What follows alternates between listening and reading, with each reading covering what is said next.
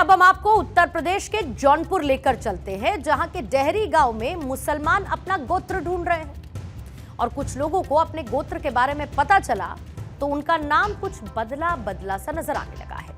मतलब मोहम्मद एहतिशाम ने अपने नाम का विस्तार करते हुए उसे मोहम्मद एहतिशाम दुबे कर लिया है। वहीं पर शेख अब्दुल्ला दुबे बन गए हैं और आरिफ खान मिश्रा हो गए हैं। इन सभी का मानना है कि उनके पुरखे ब्राह्मण हुआ करते थे, जिन्होंने बाद में उन्होंने धर्म परिवर्तन करते हुए इस्लाम को कबूल लिया। अब उन्हीं की याद में लगभग 25 ऐसे परिवारों के लोग हैं जिन्होंने अपने नाम के साथ आने वाले खान, शेख, अंसारी या फिर अहमद टाइटल के बाद दुबे, शुक्ला, मिश्रा लिखना शुरू कर दिया है।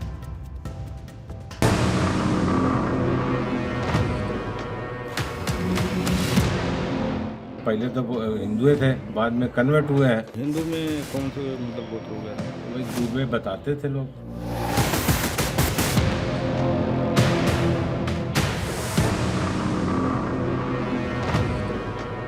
पुरखा पुरनिया हमारे उसी जगह से हैं। अगर हम खंगाल रहे हैं सब कुछ तो मिल रहे हैं तो रहे होंगे, उसी जगह से रहे होंगे। क्या वो ब्राह्मण रहे होंगे? आप बता रहे हैं। हाँ, ब्राह्मण ही।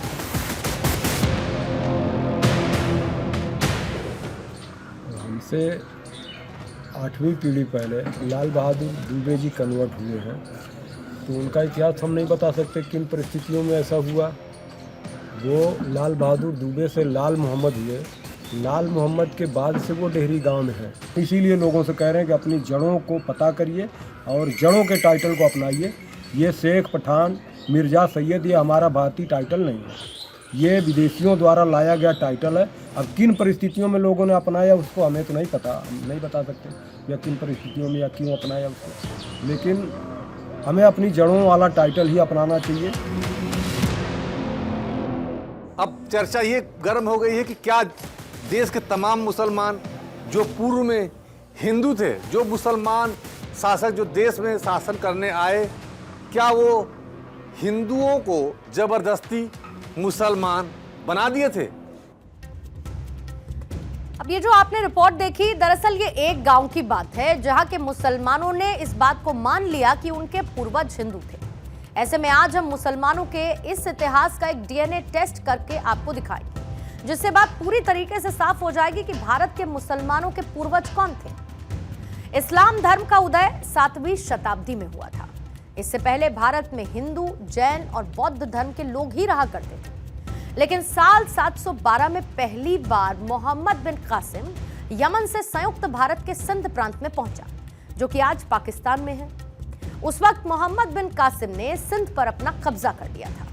इसके बाद 12वीं शताब्दी में दिल्ली सल्तनत की स्थापना हुई और मोहम्मद गौरी के अफगानिस्तान लौटने के बाद कुतुबुद्दीन ऐबक दिल्ली सल्तनत का बादशाह बना। ऐबक का जन्म मध्य एशिया में तुर्की भाषा बोलने वाले परिवार में हुआ था और इसीलिए भारत में कुछ मुसलमान खुद को ऐबक का वंशज भी मानते हैं। इसके बाद साल 1290 में दिल्ली में खिलजी वंश की स्थापना हुई और जलाउद्दीन खिलजी के बाद अलाउद्दीन खिलजी दिल्ली का शासक बना। फिर इसके बाद तुगलक वंश आया और साल 1325 से 1351 तक मोहम्मद बिन तुगलक ने दिल्ली पर राज किया। साल 1214 में तुगलक वंश समाप्त हुआ और फिर सैयद वंश की स्थापना हुई और फिर साल 1451 में लोदी वंश के शासकों ने दिल्ली पर राज किया।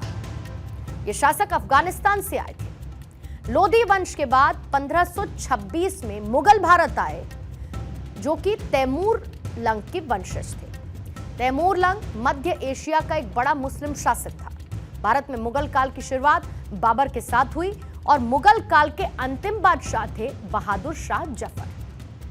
साल 1200 से 1400 के बीच गुलाम वंश, खिलजी वंश, तुगलक वंश और लोदी वंश का शासन रहा और इसी बीच भारत में मुसलमानों की आबादी 4 लाख से 32 लाख हो गई। सिर्फ 1200 से 1400 के बीच भारत में मुस्लिम आबादी 4 लाख से 32 लाख तक पहुंची। गुलाम वंश, खिलजी वंश, तुगलक वंश, लोदी वंश, ये वो शासक थे जो आए तो छोटी संख्या में थे, लेकिन ये भारत में आकर यहाँ की गैर मुस्लिम आबादी पर मुसलमान धर्म को अपनाने का दबाव बनाते थे। सिखों के 9वें गुरु गुरु तेग बहादुर ने इसी धर्म परिवर्तन के खिलाफ अपनी शहादत दी थी। इससे आप अंदाजा लगा सकते हैं कि गैर मुस्लिम आबादी पर इन शासकों का कितना दबाव रहा होगा।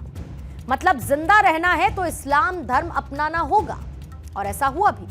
औरंगजेब के समय भारत में सबसे ज्यादा हिंदुओं ने इस्लाम धर्म को कबूल किया था। औरंगजेब जब कश्मीर के हिंदुओं को मुसलमान बनने के लिए धमकियां दे रहा था, तब गुरु तेग बहादुर एक दीवार बनकर खड़े हो गए थे, जिसके बाद औरंगजेब ने उनका सिर तन से जुदा करवा दिया था। साल 1414 से 1431 के बीच भारत के बंगाल में जलालुद्दीन मोहम्मद यहां का शासक रहा, लेकिन हकीकत यह है कि वो भी हिंदू से मुसलमान बने थे। उनके पिता का नाम राजा गणेश था, लेकिन बाद में राजा गणेश ने इस्लाम धर्म को अपना लिया और उनका नाम पड़ गया जलालुद्दीन मोहम्मद। राजा गणेश के पुत्र ने जलालुद्दीन मोहम्मद बनकर पूरे बंगाल में बाकी हिंदुओं को भी इस्लाम धर्म अपनाने के लिए मजबूर किया, जिसकी वजह से बंगाल में मुसलमानों की आबादी इस कदर बढ़ी कि साल 1947 में बंगाल का भी बंटवारा करना पड़ा। इस्लाम धर्म अपनाने के बाद कई हिंदुओं ने अपना पूरा नाम ही बदल दिया, तो कई हिंदुओं ने अपना पुराना सरनेम बनाए रखा। आपने कई बार मुसलमानों के नाम के आगे हिंदू सरनेम जरूर देखे होंगे, और ऐसा सिर्फ भारत में ही नहीं है, बल्कि पाकिस्तान और बांग्लादेश में भी है। जैसे कि पाकिस्तान के मशहूर पत्रकार नजम सेठी हैं। यहां पर सेठी तो मुसलमान हैं, लेकिन उनके सरनेम में सेठी लगा हुआ है।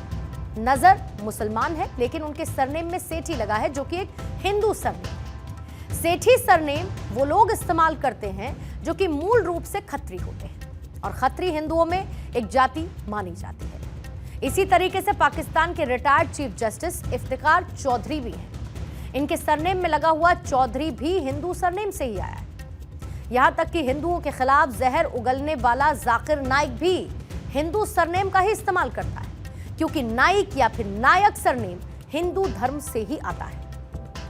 अब इस पूरे डीएनए टेस्ट से आप ये समझ सकते हैं कि भारत, पाकिस्तान और बांग्लादेश के मुसलमानों में कुछ के पूर्वज तो अरब या फिर तुर्क से हो सकते हैं, लेकिन इनमें से बहुत से मुसलमानों के पूर्वज कहीं ना किसी कालखंड में हिंदू ही रहे थे।